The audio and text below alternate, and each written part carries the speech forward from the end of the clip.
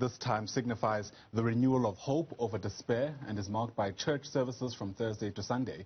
This year, the holy month of Ramadan observed by Muslims also runs from the middle of April for 1 month of fasting culminating in Eid al-Fitr.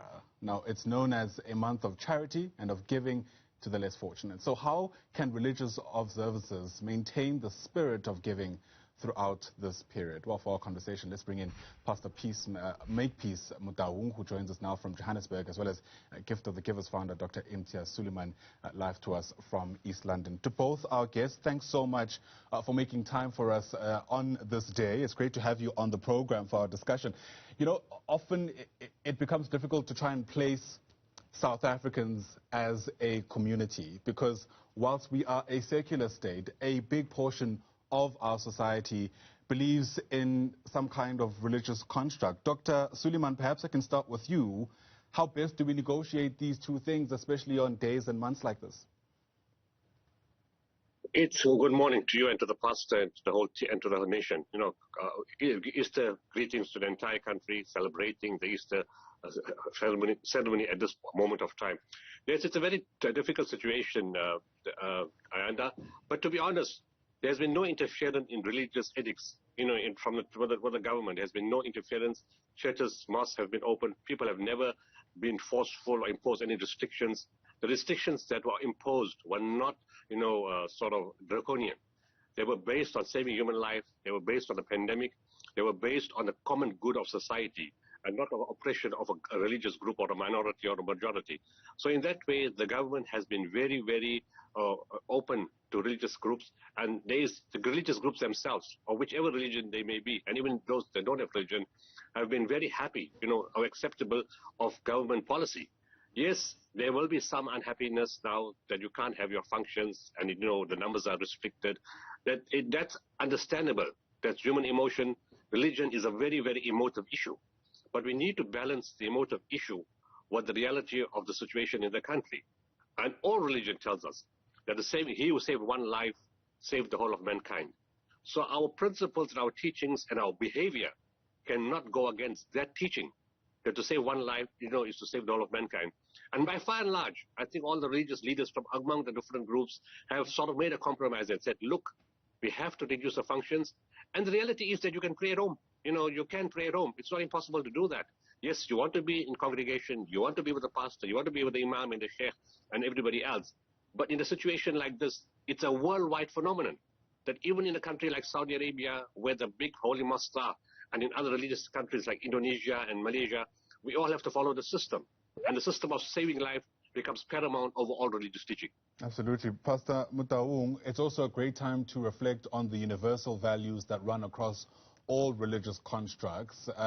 Yes, a lot of talk today will be around Good Friday, which is used to remember the day that Jesus Christ died on the cross, according to religious prescripts. But how do we hone in on those universal principles on a time, as Dr. Suleman explains, where we're all affected by this one big challenge in the form of COVID-19?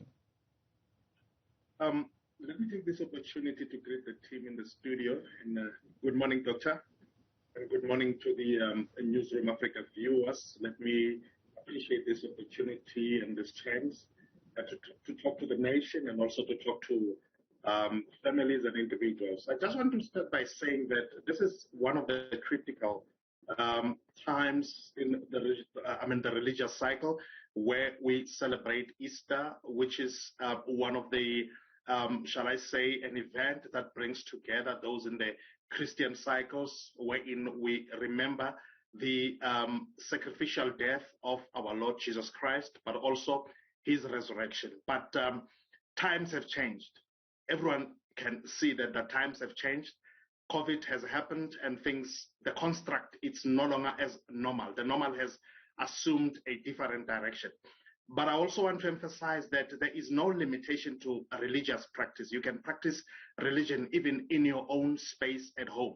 You don't need only to be at church. And remember, church, when we refer to the concept of church, fundamentally, we are not referring to the four walls which are constructed by mortar and bricks. We are referring to human beings. We are also referring to individuals who are able to commune in their own homes in their own private spaces and share in this particular period of Easter celebration. So the narrative that says we cannot have church in this regard, it's completely limited.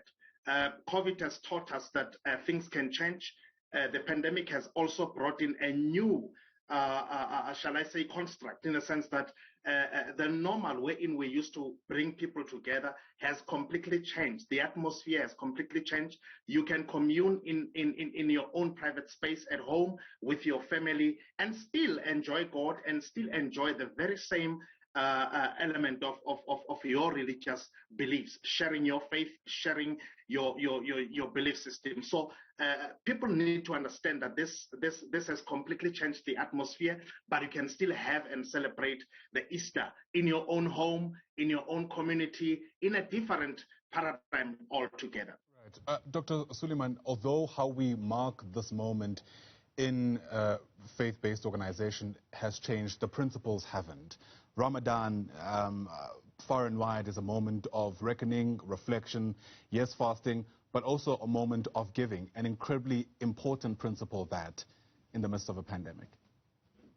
Yes, you know, the fortunate thing is that it's been Ramadan the whole year, since March 15 last year. It's been Christmas and it's been Easter the whole year also, and it's been Diwali in every other religion practice and every religion practices. Because since March 15 last year, there's been a general awareness of humanity, of compassion across all religions. I can say that because I work with all groups. You know, we've lived COVID for a year, distributing aid and handing stuff across. But we're only distributing aid because it's come from the people. You know, it's not something that came out from by miracle, by magic. It has come because of the generosity of people across color, across religion, across all denominations, and even those who say we don't believe. There's been an overwhelming compassion and spirituality among people. So Ramadan and Christmas and Easter and Diwali all has been practiced from March 15 last year. People have come forward and said, look, we've taken a knock. We have people who lost jobs. We've seen the difficulty, what it is to have hard times. We are experiencing those hard times. If we are experiencing hard times, what's happening to other people? So we need to be more generous and more giving. And indeed, it has been the best year of our collection in our history. At a time when the economy was collapsing, people became more generous, more conscious, more aware of fellow being within the family and outside the family, inside the metropoles and in the rural areas. So yes, South Africans have really been living this whole, as the priest said, you know what, it's only about walls and mortar, but it's your own spirituality. And every single person has been a church or a mosque or a temple or a mandir, you know, for the whole year. And all thanks go to and compliments go to South Africans by being so aware, not only in Ramadan, not only Easter weekend, not only Christmas, not only Diwali, but being aware the entire year that your compatriots need you. Absolutely.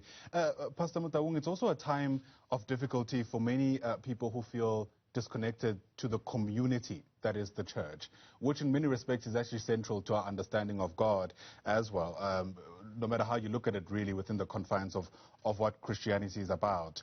For the people who feel isolated, removed, alone during this period, who really feel like they too are being crucified during this time, what should they keep top of mind? I think the fundamental message of Easter, it's two things.